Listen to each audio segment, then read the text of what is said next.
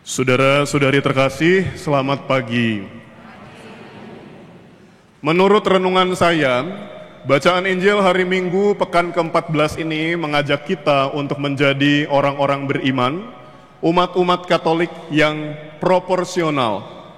Proporsional dalam artian, biasanya bacaan Injil itu selalu memberikan kepada kita suatu pengertian akan hak-hak kita sebagai umat beriman. Orang beriman yang percaya pada Yesus akan memperoleh keselamatan, damai sejahtera, penyembuhan dari kerasukan dan juga dari macam-macam sakit penyakit. Kita biasanya mendengar dalam Injil tentang hak-hak kita. Dan kita dalam Injil hari ini diberi suatu pengajaran, diingatkan bahwa kita sebagai orang beriman tidak hanya memiliki hak tetapi juga punya obligation, kewajiban. Ibarat kita bekerja, kalau kita menuntut hak atau gaji kita, maka kita juga harus bekerja dengan penuh dedikasi, dengan penuh pengabdian yang total. Itulah yang namanya keseimbangan hidup. Ada hak, ada kewajiban. Oleh karena itu saudara-saudari, kita diajak hari ini untuk melakukan sesuatu sebagai pengikut Kristus. Pada saat kita dibaptis, pembaptisan kita, itu kita imani sebagai suatu golden ticket. Tiket emas untuk masuk surga. Tetapi supaya hak ini menjadi sah, menjadi valid, kita juga harus melakukan kewajiban kita di dunia. Kewajiban seorang beriman adalah, sesuai dengan 5 tugas gereja, beberapa di antaranya adalah mewartakan, kerukma, bahkan juga sampai mengorbankan sesuatu yang kita miliki atau martiria. Oleh karena itu, di dalam Injil hari ini, Yesus mengutus para muridnya. Inilah tugas kita sebagai orang beriman, untuk menjadi utusan Tuhan, mewartakan Injil, untuk memberi kesaksian akan cinta Tuhan dan pengajaran-pengajarannya. Dan saudara-saudari, selain untuk menjadi orang yang proporsional, yang menyadari kewajiban kita, kita juga diajak untuk menjadi profesional. Dari Injil ini kita bisa belajar tutorial atau kiat-kiat, cara-cara supaya kita bisa menjadi pewarta profesional seperti yang dikehendaki oleh Tuhan. Mari kita belajar bersama, merenungkan bersama. Yang pertama saudara-saudari, supaya kita bisa menjadi seorang pewarta profesional, dan kita harus ingat bahwa pewarta itu bukan hanya dalam rupa seorang imam atau suster atau yang lain katekis, tetapi juga kita menjadi pewarta atau memberi kesaksian tentang iman kita melalui pertama-tama kehidupan kita yang baik. Jika Anda adalah seorang awam dengan pekerjaan atau profesi Anda masing-masing, lakukanlah itu dengan penuh kejujuran, dengan penuh tanggung jawab dan pelayanan, pengabdian. Maka itu juga adalah bentuk kesaksian kita bahwa saya adalah seorang Katolik, bahwa saya adalah pengikut Kristus. Maka yang pertama saudara-saudari, Yesus menunjuk 70 muridnya. Apa maksudnya? 70 murid itu, angka 70 itu sendiri sesuatu yang simbolik. Angka 7 bagi orang Yahudi, orang-orang sebangsa Yesus adalah angka sempurna. Kenapa? Salah satu alasannya adalah karena Allah Bapa, Yahweh, menciptakan 7 hari dalam sepekan. Dan persis pada hari ke-7 atau hari terakhir itu, Allah menguduskannya, memberkatinya. Maka hari ke-7 yang kita rayakan sebagai hari Minggu di masa sekarang, kita itu mengikuti ibadah, libur ikut misa, karena hari ke-7 itu dianggap kudus. Maka sekali lagi, angka 7 pada 70 murid itu simbolik, menunjukkan kesempurnaan. Lalu angka 10, 7 kali 10 sama dengan 70. Angka 10 itu menunjukkan suatu angka terbesar, suatu kebesaran. Karena angka 10 itu adalah bilangan dasar, bilangan bulat dasar yang paling besar di antara 1 sampai 9 sampai 10. Angka-angka setelah 10 itu hanya perpaduan dari angka-angka dasar lainnya. 11 misalnya perpaduan dari 9 tambah 2 atau dari 10 tambah 1. Tapi angka terbesar itu adalah 10. Maka kalau dalam Injil hari ini Yesus mengutus 70 muridnya saudara-saudari, ini mau mengatakan kepada kita bahwa barang siapa mengikuti Yesus, barang siapa menjadi muridnya akan menjadi sempurna. Hidupnya akan menjadi utuh dan dia akan menjadi yang terbesar. Dan barang siapa yang terbesar di surga, tentu saja akan menjadi begitu luar biasa di dunia.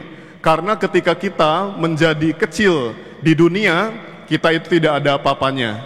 Tetapi ya saudara-saudari sekalian, Tuhan memberikan kepada kita suatu kepercayaan. Tuhan mengutus kita, dan kita ini adalah salah satu juga dari 70 murid itu. 70 murid itu juga adalah orang-orang yang tidak hanya Yahudi.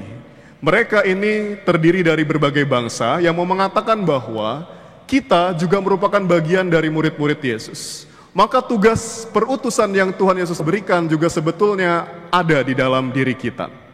Kita harus punya suatu kepercayaan diri untuk menjadi pewarta. Kenapa bisa percaya diri? Karena sekali lagi Tuhan memilih kita, menjadikan kita utuh dan sempurna, menjadi yang terbesar di antara yang lain. Nah, saudara-saudari, angka 70 itu juga persis seperti apa yang dituliskan di dalam Bilangan 11. Di mana Musa memilih 70 orang sepuh atau tetua untuk membantu dia melayani umatnya. Inilah tugas atau peran kita juga ketika kita dianggap menjadi bagian dari 70 murid Yesus. Kita harus punya kepercayaan diri dalam mewarta. Seperti saya berkhotbah, saya punya kepercayaan diri supaya orang yang mendengarkan itu yakin bahwa yang disampaikan itu adalah suatu kebenaran. Kalau seorang pewarta berkata-kata tanpa self-confidence atau kepercayaan diri, maka orang mungkin akan ragu untuk mempercayai apa yang dia katakan. Kenapa kita bisa percaya diri? Sekali lagi karena Tuhan memberikan kepada kita panggilan ilahi. Yang kedua, kita harus mempunyai keberanian, courage. Yesus berkata, aku mengutus engkau seperti domba ke tengah-tengah serigala. Ketika kita mau memberikan kesaksian akan iman kita bahwa orang Katolik itu harus jujur, harus baik, harus alim, suci, maka akan ada banyak orang di sekitar kita mengatakan, dasar sok alim, dasar sok suci, dan lain sebagainya. Dunia membenci kebenaran. Oleh karena itu kita harus berani, mempunyai keberanian dan mental yang tahan banting, memiliki mental yang tangguh supaya kita dapat tetap berkarya sebagai murid-murid Yesus. Ini pesan Yesus yang kedua, saudara-saudari. Dan keberanian ini muncul karena kita yakin yang kita wartakan adalah Tuhan yang benar. Orang yang hidup dalam kebenaran tidak takut akan apapun, saudara-saudari. Kita seringkali takut melihat polisi, kenapa? Lupa pakai helm, dan lain sebagainya. Ketika kita melakukan suatu pelanggaran sebagai siswa, kita takut melihat guru kita. Hiduplah dalam kebenaran, supaya kita tidak takut dalam mewartakan. Jangan sampai kita mewartakan lalu ditolak karena orang tahu bahwa hidup kita sendiri tidak benar. Jadi, kesadaran bahwa saya diutus oleh Tuhan, membuat saya percaya diri untuk mewartakan Tuhan. Dan kesadaran bahwa Tuhan yang mengutus saya adalah Allah yang benar akan membuat saya memiliki keberanian untuk mewarta atau untuk bersaksi. Ini 2 poin ya. Kepercayaan diri dan keberanian. Lalu yang ketiga, saudara-saudari, untuk menjadi pewarta profesional, kita harus mewartakan secara efektif. Menurut saya, Tuhan Yesus ini bukan hanya seorang pemimpin spiritual, tapi juga seorang manajer yang baik. Jadi Tuhan Yesus itu membagi 70 murid ini di dalam Injil dikatakan untuk pergi berdua-dua. Yesus tidak mengutus 70 orang ini berkelompok untuk pergi ke satu tempat sekaligus. Atau mungkin dibagi 2 ya, 35 orang ke 2 tempat, tidak. Yesus membagi mereka berdua-dua supaya saudara-saudari dalam satu waktu bersamaan ada 35 area atau daerah yang dapat terjangkau sekaligus. Dibagi 2-2, lalu diutus kemana-mana supaya ada banyak wilayah yang dapat dijangkau oleh mereka, supaya karya pewartaan Injil semakin luas. Jadi ini ilmu manajemen sumber daya manusia ya saudara-saudari. Lalu Yesus juga mengajarkan kepada para muridnya untuk mewarta secara efektif. Dia berpesan kepada mereka, jika ada rumah atau keluarga yang menolak pewartaan kalian, kebaskanlah debu di kakimu, tinggalkan mereka. Yesus mau supaya para muridnya ini tidak buang-buang waktu. Sudah ditolak, berkeras hati, dikasih tahu kebaikan, diajak yang benar, tidak mau. Ya sudah, tinggalkan saja, kata Yesus. Jangan buang-buang waktu untuk orang yang berkeras hatinya. Walaupun kita meninggalkan, kita tetap mendoakan supaya dia bertobat. Bukan berarti kita meninggalkan untuk membiarkan dia itu menjadi celaka, membiarkan dia untuk masuk neraka, tidak. Kita tetap mendoakan. Saudara-saudari, oleh karena itu juga saya tidak pernah merasa risih kalau lagi khotbah, ya kan, ada yang bobo, ada yang main HP. Bebas, yang penting tugas saya mewartakan. Kalau ada yang tidak mendengar, bebas. Dosa ditanggung masing-masing. Tugas Romo hanya berkhotbah, ya. Jadi ini saudara-saudari, berkaryalah, mewartakanlah secara efektif. Lalu yang keempat, saudara-saudari, Yesus juga mengajarkan kepada para muridnya untuk tidak mencari kenyamanan, tidak mencari kehidupan yang mapan. Yesus menasihatkan kepada mereka sebaliknya, jika ada keluarga atau rumah yang menerima kamu dengan baik, tinggallah bersama mereka untuk waktu yang cukup lama. Kenapa pastor kok disuruh tinggal di rumah orang, malah poinnya adalah tidak mencari kenyamanan. Jadi kalau orang yang menolak kita tinggalkan, kalau ada yang menerima kita tinggal sebentar di sana, cukup lama di sana. Karena Yesus mengajarkan ini dalam konteks masanya, saudara-saudari. Pada zaman Yesus berkeliaran banyak nabi-nabi palsu. Nabi bukan nasi babi, ya. Nabi itu para pewarta yang membawa-bawa nama Tuhan tetapi tidak punya basicnya. Mungkin tidak belajar teologi begitu, ya, palsu. Mungkin mengaku-ngaku imam tapi tidak ditahbiskan, entah dari gereja mana begitu, ya. Nah, mereka ini orang-orang yang mewartakan Injil hanya untuk mencari keuntungan pribadi.